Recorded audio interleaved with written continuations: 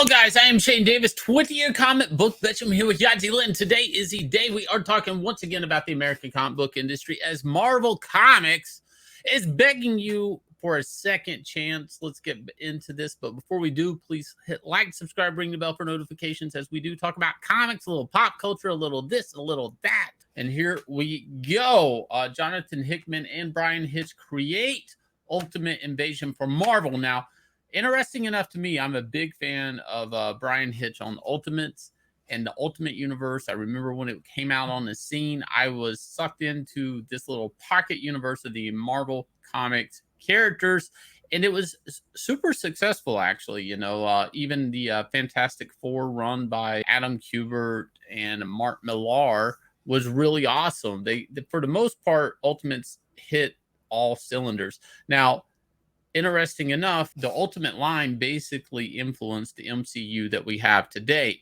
So it kind of wasn't necessary. Kind of got shelved a little bit. We end up with Miles Morales coming out of it and then thrown into the traditional MCU.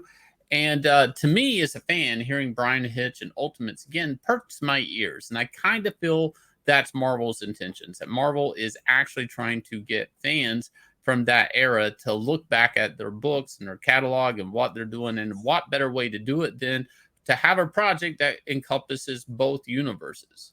So, Was it even that long ago, the Ultimate Universe? How long ago did it come out? it was like, I don't know, 2000, something like that. Like late. So about 20 years ago, people were so excited, and Bryan Hitch is pretty much considered the architect of the MCU. And okay, so here's the thing. I want to go back to this Bryan Hitch thing real quick. So do you guys remember after all the MCU, especially after Phase 2 and Phase 3, Bryan Hitch was actually on social media lamenting that he had barely got any money from it, even though he technically created a lot of the visuals for the MCU. And why is he going back all of a sudden to the company that basically screwed him over? Well, this is going to actually gel in a minute because there's other artists that used to be at DC Comics that are now there. Now, Bryan Hitch had left Marvel. There was a Captain America, Ultimate Captain America project. He'd shown pages online that he was writing and drawing that in the middle of it, he basically left Marvel. He kind of did like a knockoff Marvel MCU book making fun of Hollywood actors that then would have to get superpowers and play their respective roles to save the world at Image Comics that he didn't finish. And then he went to DC Comics, supposedly paid quite well to DC Comics, and now he's back at Marvel. The whole thing's kind of weird. And one of the common factors here is the rumor mill that DC Comics absolutely cut rates. Now, it's not that Marvel Comics is paying more money. It's the fact that DC is paying a lot less. So now the Marvel rates that look like shit before to some of these guys like Greg Capullo and Bryan Hitch, not shit, but they were all Marvel historically, for me, was always about $10, $5 up under whatever DC was paying. And I had a very healthy page rate. They always were like, oh, what does DC pay you? Well, we'll pay you $5 less. There was always this attitude working in comics that you would work for less at Marvel Comics because they had cooler characters than DC. Wow. That was true. Original art, the cells were better historically. Like you had more chance. Now this is before the woke Marvel, but the idea was you had more chances of drawing Daredevil or Wolverine or Classic Hulk or Captain America or X-Men. Like you had more chances to actually draw cool characters. Whereas if you're at DC Comics, there's really only a handful of characters that everybody wants to draw. The number one character, Batman. So maybe you get Justice League, and once you get past those two books, it's like, do you really want to be stuck drawing Wonder Woman for multiple issues? Do you really want to be stuck drawing Flash or Green Lantern? I mean, you can make them cool, but the general rule was there were more cool characters to draw for artists and even writers. And historically, Marvel Comics beats DC Comics in the monthly sell. So historically, it's all historical at this point. So just like how they're going back to this Ultimate Universe, let's reminiscent about how great sales were 20 years ago. So, right. Again, this Greg Capullo thing is very interesting, just like the Bryan Hitch thing. So Greg Capullo has a very healthy history at DC. So the Court of Owls, most recently Batman recently spawned Batman. Yep. But in all that, somehow he just followed his I guess you would call it his partner in crime, Scott Snyder followed him to Marvel Comixology, did a mini that I think is Dark Horse is printing, and then decided that after moving from DC to Amazon, he's going to go back to Marvel. So it really does seem that, you know, what our mainstream insider has been telling us is that, yeah, things are not so hot at DC. Right. Probably rates have been cut. I can speak to this also. I don't know how cash fluid DC Comics is right now because the last quarter royalties and equity payments were actually super late, like over a month late. I'm So sorry, equity payment, they haven't even arrived yet. that's what I'm saying. They're over a month late, meaning that we haven't even gotten them yet. So the issue with the cash flow at DC Comics is very interesting. Now, why is this? Okay, so Marvel's got this top talent coming from DC Comics. What are they going to do with it? Bryan Hitch has been at Marvel recently. I've seen some Venom issues he's done and stuff.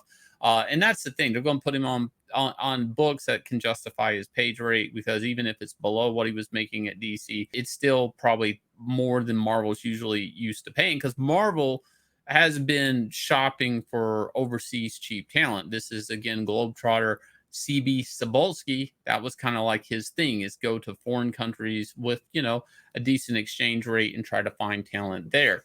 This book, with the talent and with the brand recognition, of course, they're not going to get Martin Millar to come back and write this, and they have Jonathan Hickman, which is still good. But the idea here is pulling fans back, retroactive fans when they had some decent sales behind them. And again, this kind of has a little bit of the Hickman X-Men stink on it, not too much though. He had a good run on Fantastic Four and stuff, so there's hope here. And, you know, there's some threads in his previous runs that's going to drag across. This is reaching out and is a call to a fan that Marvel, for the most part, has turned their back on. You know, I'm not seeing the SJW like, you know, we have. Cover. Honey, there are no women on this cover. There are absolutely no women on this cover. Me as a T-driven heterosexual male, love it. No, I don't know. They got me at Ultimates and Bryan Hitch, and I'm like, I'll give it a shot. Maybe they got tired of being people saying, "Oh, MCU." Well, that is the other thing about all of this, is Marvel is actually saying, Disney Plus, that the Marvel shows have some of the lowest ratings on Disney Plus. So the Marvel IP isn't really raking in like views as far as Disney is concerned. So maybe, and just maybe, you know, with the Secret Invasion TV show coming out and stuff like that, throw a dog a bone, Bryan Hitch, who you know, put Samuel L. Jackson in the role of Nick Fury.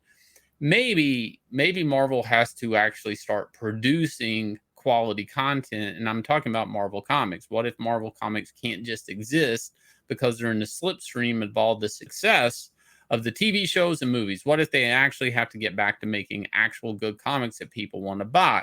Why don't I see a gay Spider-Man on this cover? Where is my gay Captain America or woman Captain America? Where's my SJW Marvel agendas in this press jacket? Don't see it. Well, I mean, you have your regular Steve Rogers, Captain America, but so that's the interesting thing, you see. So they decided that somehow that they are not going to follow that whole Phase 4, Phase 5 thing with, you know, Brie Larson as Captain Marvel leading the charge and everything.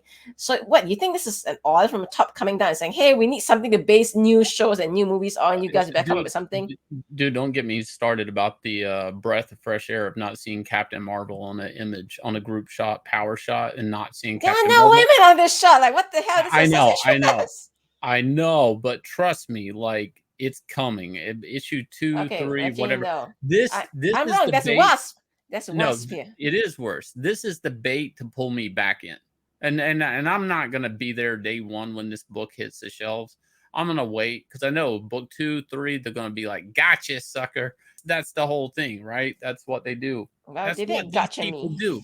They're gonna hit me with some agenda, with some propagandas. Issue 3 propaganda reveal, stuff like that. What doesn't have propaganda reveal is Shane Davis's Inglorious Rex Volume 2. 221,000 we crossed. We're getting ready to upload a bunch of new stretch goals. Please go over here, back this. This is our third crowdfunder, 2 delivered on time.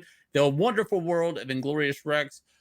If you guys like monsters, if you like Rocky, chances are everything you love. If you like classic Incredible Hulk beat 'em up books, you're gonna love Inglorious Rex. It is exactly for you. I'm gonna leave you guys with the trailer for this awesome Dale Keown cover. Inglorious Rex Volume 2. Go check it out. 9livescomics.com. The link is down below. Hit like, subscribe, ring the bell for notification, guys. Catch you again with another video.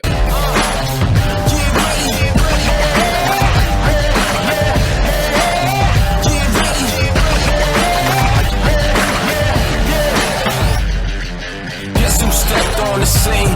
I got greatness all in my jeans. Ain't no way that I can slow down. I'm laced up, look how I shake the ground. Can't touch the crown, but you can kiss the ring.